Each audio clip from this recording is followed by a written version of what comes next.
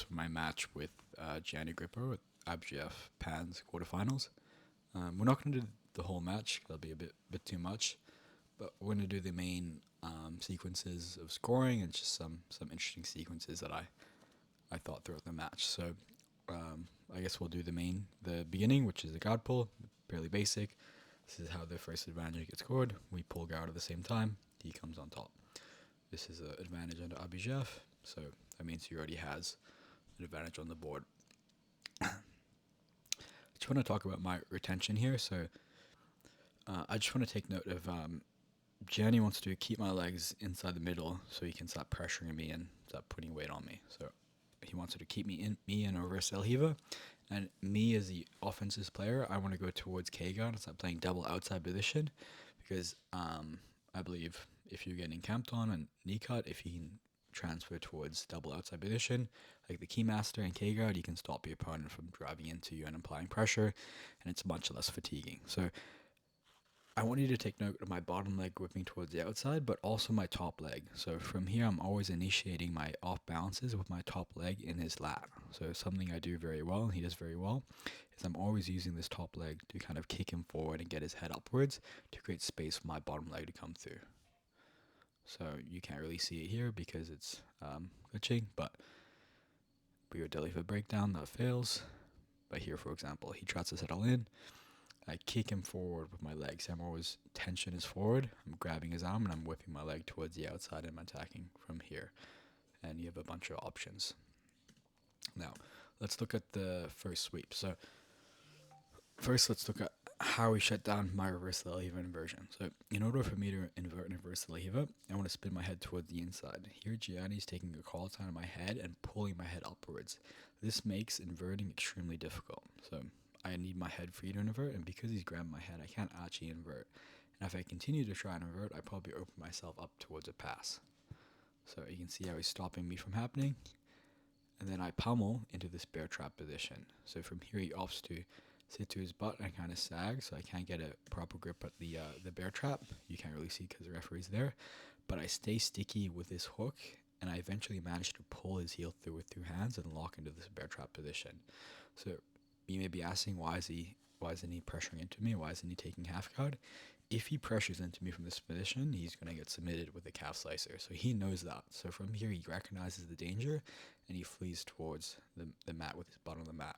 And I use this opportunity to come on top and take points. This is why I think bear trap is such a good option, because if he wants to stay in the pocket and stay up, he's going to get submitted. So he kind of has to run away and put his butt on the mat. And the moment he does that, perfect time for me just to unlock my legs, come on top, and take my 2 points. And this is how I get this first score of the mat. So we go here. Also off this, he does manage to hit an ankle lock attempt.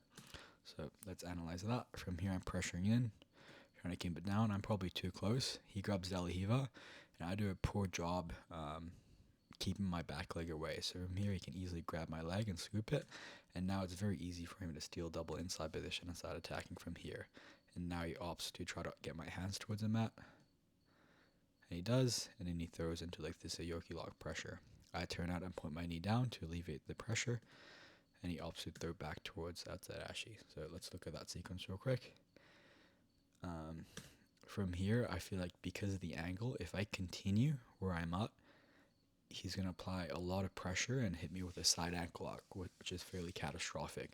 So I make the decision, if I continue running away, my foot's stuck, so I'm probably going to get broken sideways. So I turn back into him, clear the hip post, and try to pull my foot through. From here, I clear the post on my hip to alleviate the pressure, but he still has some heat on the ankle. So I think about standing up, and the cycle pretty much repeats. And he's trying to bridge and break my ankle, and from here I'm hand fighting alleviate pressure. So this is enough to cause like slight damage, maybe tap me in the training room, but in competition, especially these high level comps, you're going to have to create sustained breaking pressure with the ankle lock and enough to catastrophically break the limb. Just like some heat on the ankle won't be enough to tap your opponent.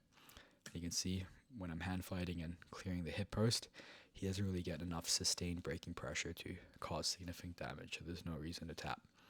From here, once I stand up and I put my foot on the mat, I'm pretty much safe from the ankle lock, and I can easily stop backstepping out and starting to hit my defense. And now I'm up.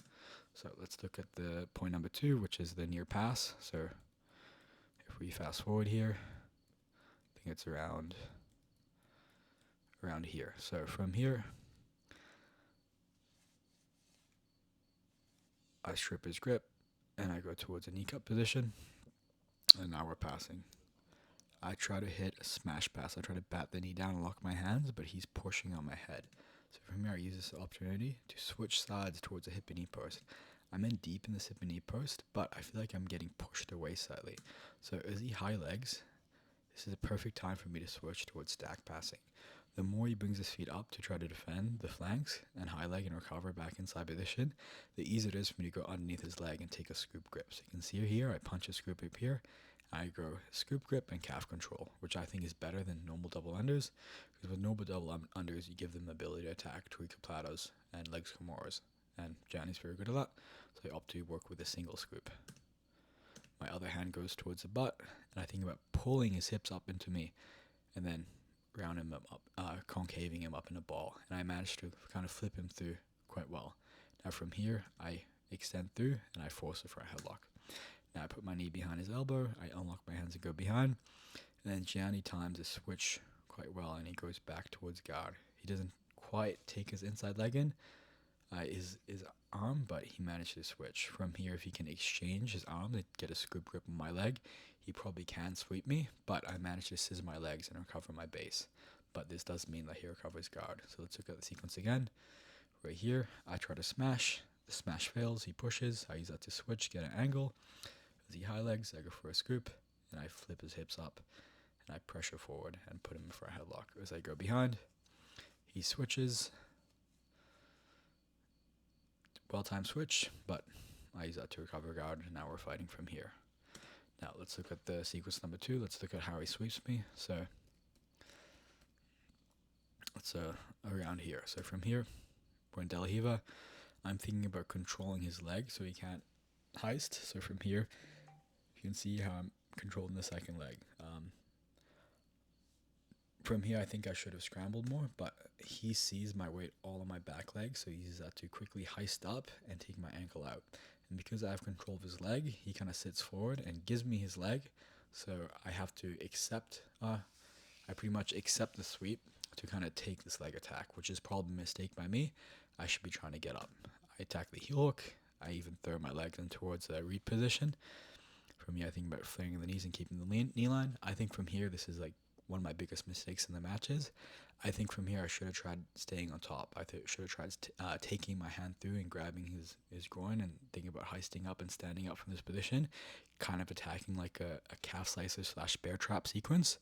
But I get overzealous on the possibility of a heel hook, and he defends. And let's look at this, why this heel hook fails. So as I roll through, I don't really do the best job of extending, and as I take one, I have one hand on the heel, so he kind of rolls through preemptively.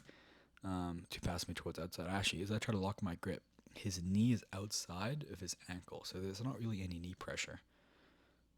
And then he manages to slip. And then once we're here, I try throwing into a reverse close guard scenario and spinning my head towards the inside, attacking from here. And then reverse close guard, unfortunately, it's good if your opponent has a bent leg, but as soon as they straighten the leg, it kind of becomes a redundant stalling position. And because I'm down by 2 points, I kind of need the onus is on me to score, so I have to be much more careful. I have to be much more proactive, I should say. He managed to backstep out of that reverse close guard. I managed to pull him back in, and I pass towards 50-50. From here, the score is tied.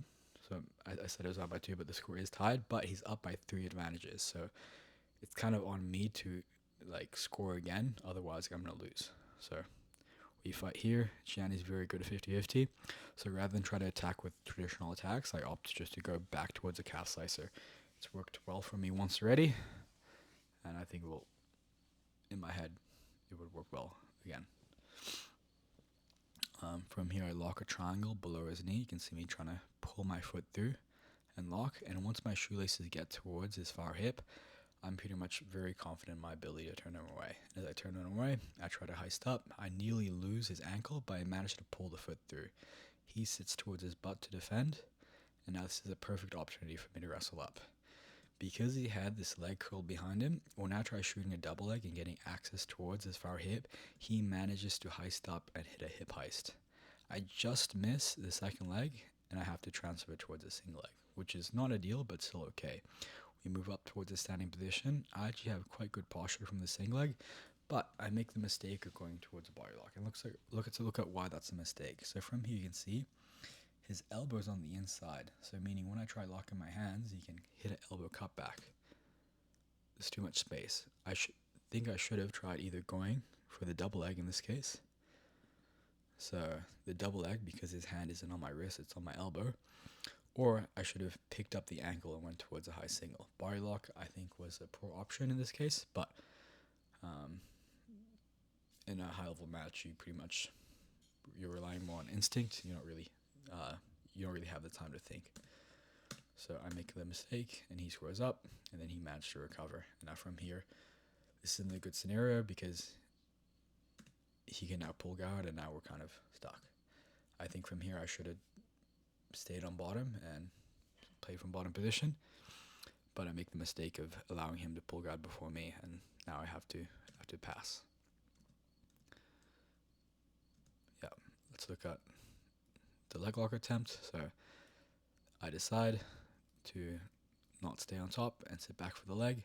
The reason why I decide that is I'm down by 2 advantages. So if I want to win the match, I either need to get 2 advantages in 3 minutes, which is quite difficult, or I need to pass. And I think passing is going to be hard, so I'm going to try a leg lock, try to score, and try to win the match. So from here I sit back. I think I should have sat back and threw my leg towards reap as I was sitting backwards rather than just trying to throw my leg in after I sat back. I think that was a mistake. I kind of rushed that, but I throw in. I try to throw towards reap, it fails. I throw into outside ashy. I even managed to dig for a second, but my hands are too low. So you can see my hands are nowhere near my face. The heel's near my elbow. I think I should be having high hand position, and my legs should be locked in like a triangle from here.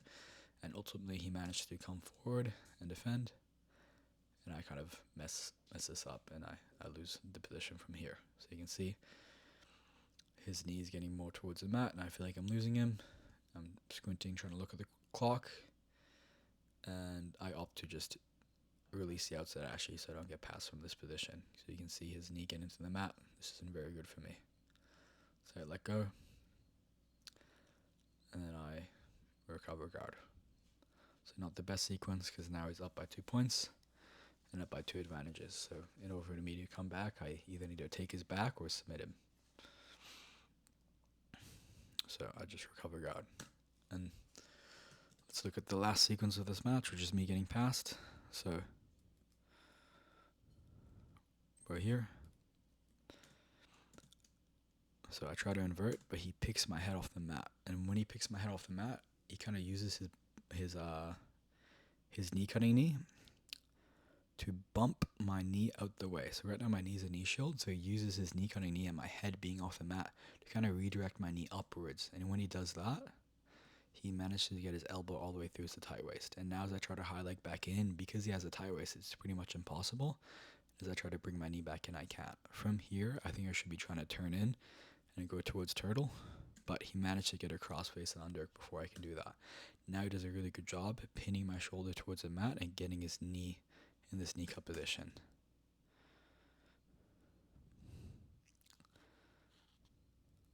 Yeah, and from here he just stays patient. He's already up by 2 points. And then he manages to get the pass towards side control and then win the match decisively by, I believe, 7-2. So yeah, that was it.